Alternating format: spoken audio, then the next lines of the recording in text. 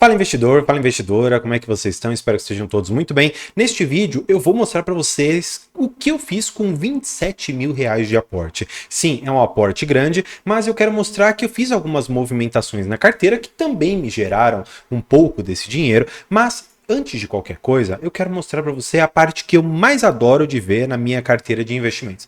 E eu estou falando exatamente aqui dos proventos que eu venho recebendo, né? Neste mês de junho, que é o mês que eu vou gravar aqui para vocês, eu recebi o valor de R$ 1.511 de dividendos. Só para você ter uma ideia, para o próximo mês eu vou receber aqui da 3R, você receber aqui o valor de 231, e vou receber também do 20 Energia, tá? Vou receber aqui o valor de R$ 672,75, isso já para o próximo mês, ou seja, nem acabamos junho, e para julho eu já tenho aqui dividendos provisionados para receber, tanto aqui no dia 1º quanto no dia 2 de julho, tá bom? Então nós temos aqui bons proventos para serem recebidos. Bem, desses R$ 1.500, como você já pode imaginar, eu utilizei tudo reaplicando em bons ativos dentro da minha carteira. Mas eu quero trazer vocês aqui que eu preparei um slide, né, para vocês mostrando um pouco onde que eu aportei esses 27 mil reais. Essa daqui não é a realidade de todo mundo, só que eu quero mais uma vez reforçar. Eu fiz algumas movimentações aqui na minha carteira. Então, eu vou separar basicamente umas movimentações que eu fiz em fundos imobiliários e na outra parte do vídeo as movimentações que eu fiz nas ações, tá bom? Então, vamos lá. A primeira coisa que eu acho que vale a pena, né, é que eu vendi todas as minhas cotas de MXRF11. Sim, gente, eu vendi todas as cotas do fundo mais queridinho da bolsa, daquele fundo que o pessoal fala, é fundo de troco, coloca aí. E eu vou te explicar o porquê, né? Você deve estar se perguntando por que que eu peguei esse valor aqui de R$ 14.100 praticamente, que eu consegui alcançar depois de muitos aportes. Só para você ter uma ideia, e aí eu vou trazer vocês para uma tabela pessoal que eu tenho, que é a minha tabela de acompanhamento. Você vai ver que lá em agosto de 2021, que foi quando eu recebi então meus primeiros rendimentos, você vai ver que MXRF aqui eu recebi o valor de R$ 5,11. Só para você ter uma ideia de como o efeito bola de neve, juros compostos, ele atua bem. Quando eu vendi esse fundo, que foi aqui em junho de 2024, eu já estava recebendo o valor de 139, ou seja, eu saí de R$ 5 para quase aqui os seus R$ 140. Houve momentos em que eu recebi R$ 150. R$ 150 eu fiquei recebendo por bastante tempo. Então, de fato, os juros compostos, eles podem te ajudar. E eles vão te ajudar a criar uma boa carteira de investimentos. Tanto é que você vai poder perceber também que ao todo eu recebi o valor aqui de R$ 3.134 desde quando eu comecei a investir nesse fundo. Ou seja, eu coloquei lá um valor de início, claro, fui fazendo alguns outros aportes, participei de algumas subscrições e tudo isso me gerou mais de R$ 3.000 de rendimentos apenas com um fundo. Um dos maiores da bolsa, claro, um dos principais em termos de cotistas, que é um dos únicos, na verdade, que passou dos 1 milhão de cotistas, mas tem um motivo pelo qual eu saí dele. O que acontece? O MXRF, ele tem algumas teses, né? E aí vale a pena eu colocar aqui para vocês. Ele tem a tese dos CRIs, tá bom? Ele vai ter também, colocar uma apóstrofe para ficar mais bonitinho. Ele tem a tese também de fazer permutas. E ele tem também uma parte que ele destina ali para sempre ficar alguma coisinha em caixa, tá bom? Ele tem também alguns fundos ali dentro, mas é coisa pouco. O importante, na verdade, são esses aqui, ó. O que ele tem, e é isso que é importante você saber, o que ele tem caixa, em CRIs e permutas. O que acontece? Este fundo, portanto, ele recebe renda de 3 lugares diferentes. Eu vou colocar aqui para vocês como que funciona. Ele recebe uma parte dos rendimentos de CRIs, ele recebe uma outra parte da permuta financeira e ele recebe alguma outra coisinha ali, por exemplo, de caixa. O que acontece? A permuta financeira, que é esse azul, funciona da seguinte maneira. Imagina que a MXRF ele vai lá numa empreiteira, ou a empreiteira vai até a MXRF e fala, olha, vamos fazer o seguinte, eu vou construir aqui um prédio, eu vou construir aqui muitas casas, vamos fazer o seguinte, eu não tenho todo o dinheiro, você pode me emprestar esse dinheiro? E aí eu não vou fazer um crédito com vocês, eu vou fazer uma permuta financeira. Permuta é troca, uma troca financeira. Você me dá o dinheiro agora, você me dá 100 milhões de reais, e lá na frente, eu não vou te dar, por exemplo, 2 apartamentos, eu não vou te dar 6 andares, por exemplo, do prédio, eu vou fazer o seguinte, você vai ter os direitos financeiros correspondentes à venda daquelas unidades. Então, colocou de pé um prédio comercial super bem localizado. E aí você olha para aquele empreendimento e alguns investidores, algumas pessoas vão comprar. E depois que o MXRF ele emprestou aqueles 100 milhões e venderam, por exemplo, por 300 milhões, a parte que corresponderia ao MXRF11, aquela empreiteira ela vai devolver esses 300 milhões para o MXRF como lucro. 100 mil, na verdade, ficaria para o fundo que não seria lucro, ele não precisaria distribuir isso, ele poderia alocar da maneira que ele quisesse, e os outros 200 milhões ele pode distribuir, na verdade, ele tem que distribuir 95% desse lucro no decorrer do semestre. O que acontece? Essas permutas financeiras estão se encerrando. Não porque elas vão acabar no fundo, mas porque o lucro advindo já está encerrando. É exatamente por isso que o rendimento de 12 centavos hoje já está bem mais embaixo. E o que acontece? Nesse meio tempo também eles decidiram fazer uma emissão. Essa emissão objetiva, a meu ver, taxas muito altas em alguns CRIs e colocar algumas permutas financeiras que talvez não tenham me agradado tanto. E imaginando que eu também estou querendo sair o mais rápido possível de fundos de papel, eu falei, poxa, o que falta aqui na minha carteira de fundo de papel para eu sair? O MXRF. Ele era mantido na carteira apenas pela tese da permuta, porque é algo que eu gosto bastante. Mas essa questão de permuta, de você ter um risco de obra e outras coisas, eu decidi colocar apenas em um fundo que eu vou colocar para vocês logo em seguida, que eu vou mostrar para vocês qual fundo é esse. Eu já tenho carteira, mas se você não sabe, fica comigo que eu vou te explicar. E aí eu vendi e coloquei aqui no bolso esse valor de R$14.100, tá? E aí o que eu fiz? Poxa, o que entrou no lugar? Eu coloquei um outro fundo, que aí você fala, André, peraí, você não queria sair de fundo de papel, por que você botou um CDI da vida? Aqui entra uma das questões que é fundamental você compreender na minha carteira de investimentos. Você tem diversas formas de ter fundos de papel ou fundos de dívida no geral. E o que eu percebi? Eu percebi que toda vez que um fundo de papel ele tem problema com um determinado devedor, ou até alguns fundos de CRA têm problemas ali com seus devedores, aquela garantia real, ou seja, um imóvel, uma terra, coisa do gênero, normalmente para fins de planilha, serve para você garantir. Só que muitas vezes o gestor vai lá, conversa, dá uma carência, faz alguma coisa, não tem de onde tirar, porque a pessoa que tomou aquele CRI não tem dinheiro para pagar. Se você retomar a terra, você vai fazer o que com aquilo? Se você retomar o prédio, retomar o andar, você vai fazer o que com aquilo? O gestor de papel, ele sabe administrar, por exemplo, uma laje corporativa? Isso me deixa um pouco preocupado. E pensando talvez em obter maiores garantias, eu pensei, onde que eu posso me expor melhor a isso? A debentures.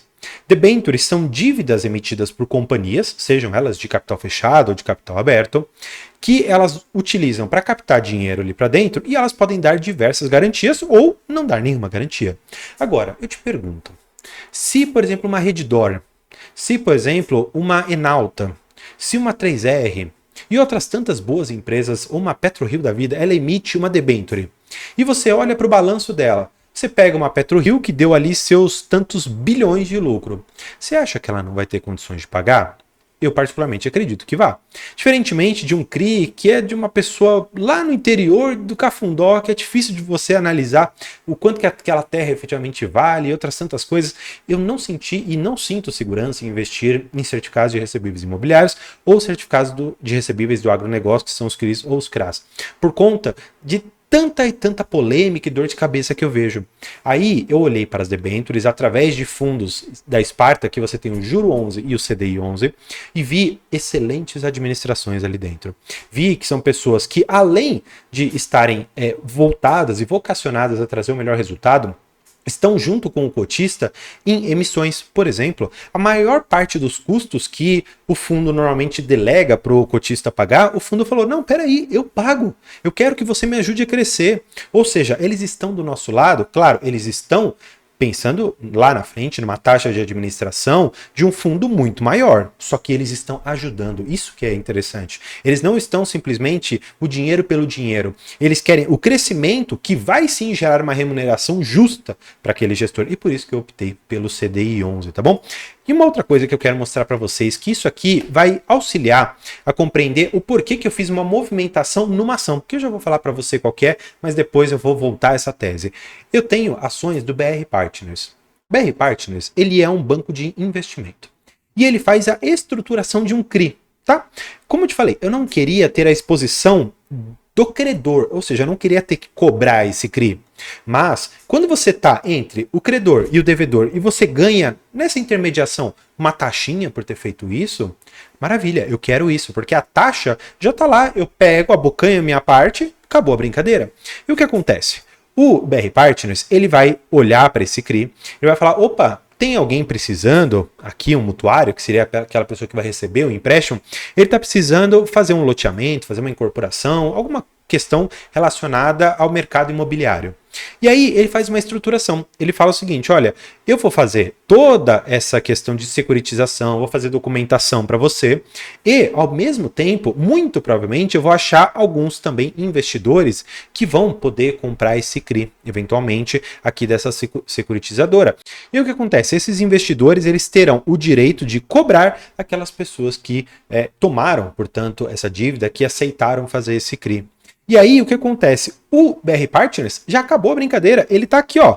Ele pegou a taxinha dele quando ele cobrou aqui e ele cobrou a taxinha dele quando ele fez essa junção aqui. Porque imagina, o cara emitiu um CRI, a IPCA mais 12, por exemplo. Poxa, quem não vai querer receber IPCA mais 12? Mas não é para qualquer pessoa, para investidores específicos. Então, para eu te dar algo muito bom, você também tem que me dar alguma contraparte. E por isso, eu decidi colocar o BR Partners na minha carteira já há um tempo, mas aumentei a minha posição no ativo, tá bom? Bem, o fundo de desenvolvimento que eu te falei, já que o MXRF tinha aquela permuta e eu gosto um pouco dessa ideia de construção de imóveis, eu optei por aumentar significativamente minha posição em Tigar, tá? E aí eu vou trazer vocês para essa planilha para mostrar o quanto que eu aportei. Eu aportei aqui no CDI 11 R$ 7.008 e no Tigar eu aportei o valor de R$ 7.051, tá bom? Essa daqui foi a movimentação que eu fiz com que eu vendi do MXRF 11, tá? Bem, o que mais que eu fiz nessa carteira? Um novo fundo entrou na minha carteira, gente. Um novo FII tá na minha carteira, que é o NSLU 11. Nunca ouvi falar, André. Realmente, não é um fundo muito líquido. Talvez não seja nem um fundo que você deva olhar muito. Por quê? Ele é um fundo de hospitais, monoinquilino, localização única, porque é só aquele hospital, que é Nossa Senhora de Lourdes, localizado no Jabaquara, zona sul de São Paulo. Mas o que acontece? O inquilino que nós temos lá é a Redditor. E a Redditor não pega para capar ali com processo em cima do fundo, o fundo com processo em cima da Redditor, uma dor de cabeça. Mas o que acontece?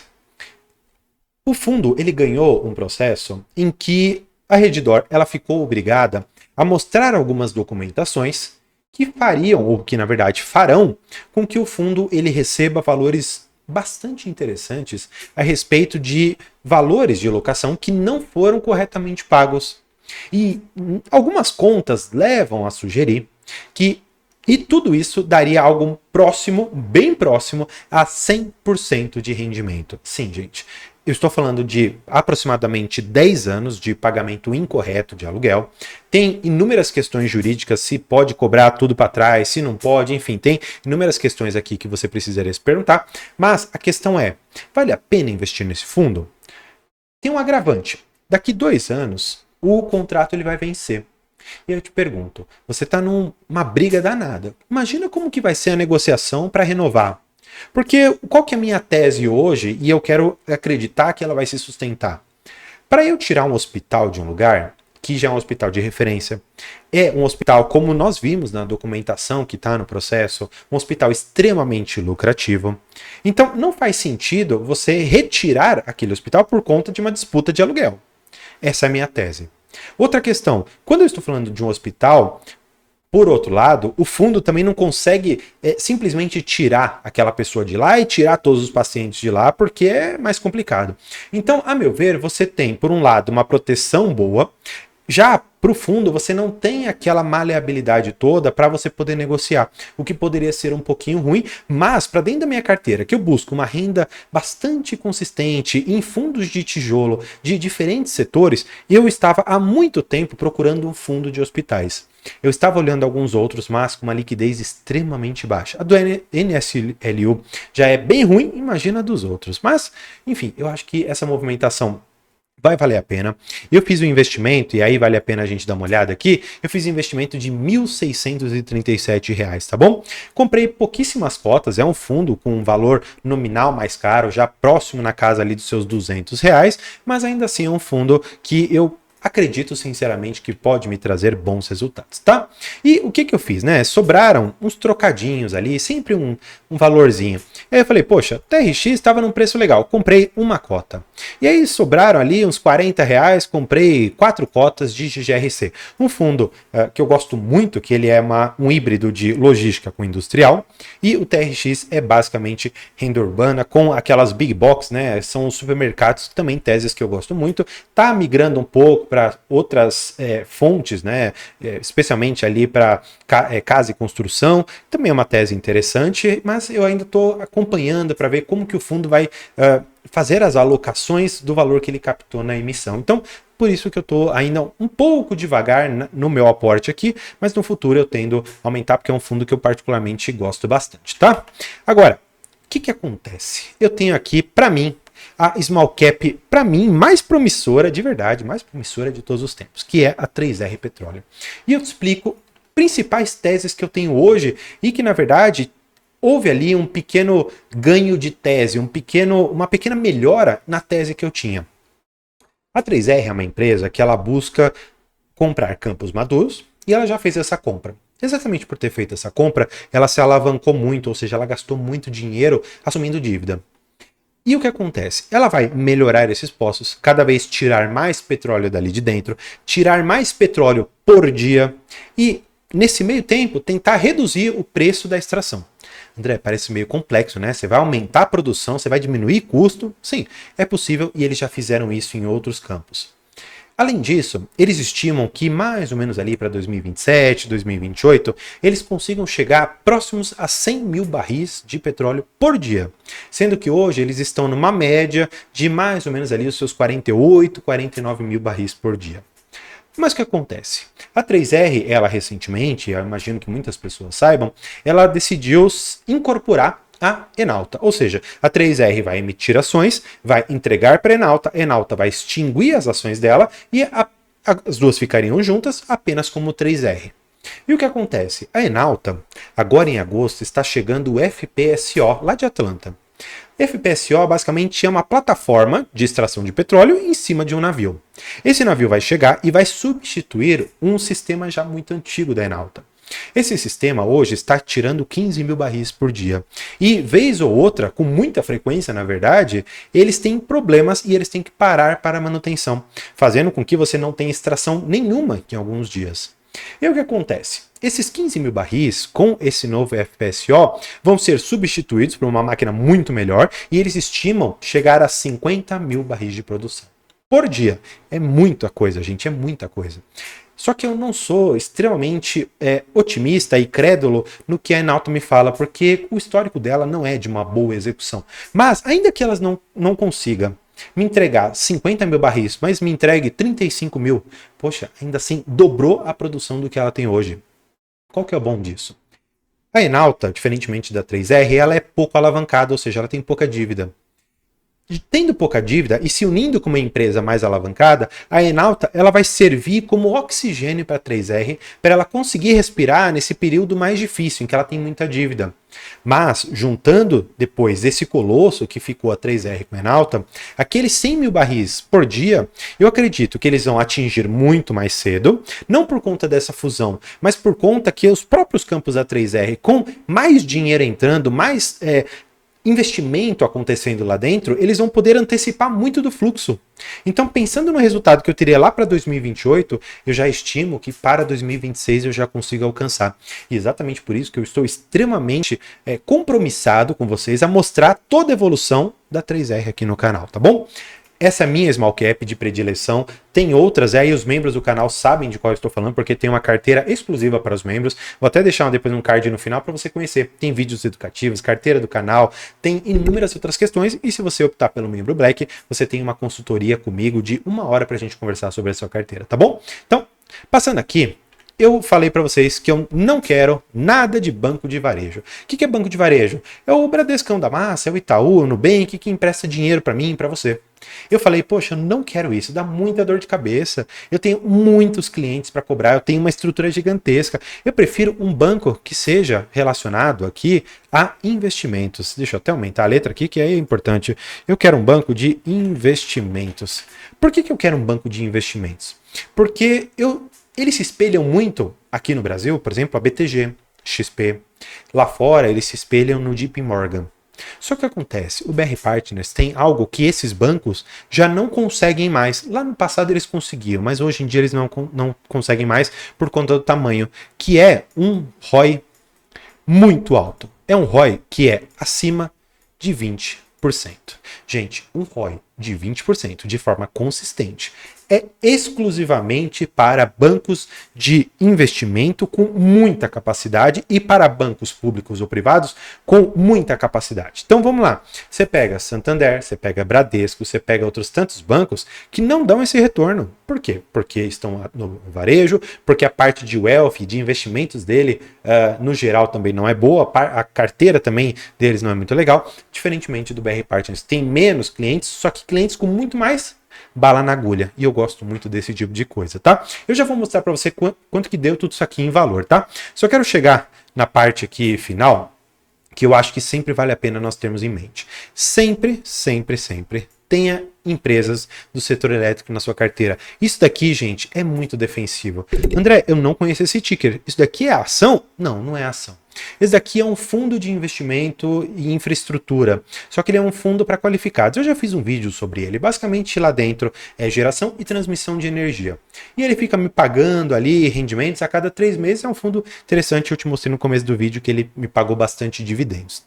O que acontece? O setor elétrico, eu gosto de todas as linhas dele. Eu gosto da parte de geração, eu gosto da parte de transmissão, eu gosto da parte de distribuição. Distribuição eu ainda não tenho em carteira, porque eu acredito, e essa é a minha compreensão de investimento, que você deve, ao máximo, concentrar os seus investimentos em boas empresas. Eu não sou favorável, a não ser em algumas situações excepcionais, que a pessoa ela diversifique demasiadamente os seus investimentos. Eu não estou dizendo para você comprar uma empresa de olho fechado e é só. Na verdade, você precisa ter uma pequena diversificação, mas não dá para você falar, André, vou investir no setor elétrico.